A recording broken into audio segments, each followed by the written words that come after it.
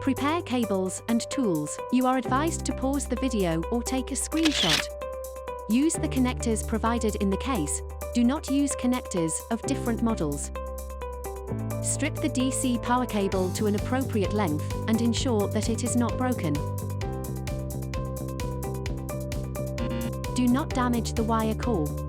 Use the recommended crimping tool to crimp the metal terminal.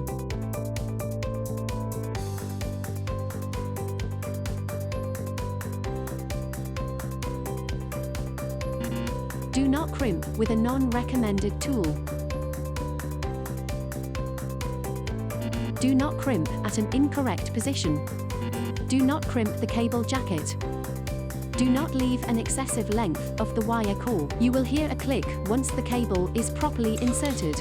Gently pull the cable to check that the connection is reliable.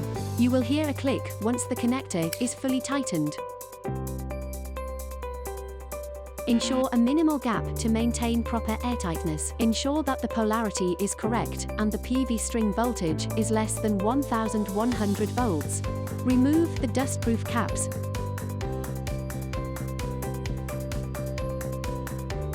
Connect the DC input power cables.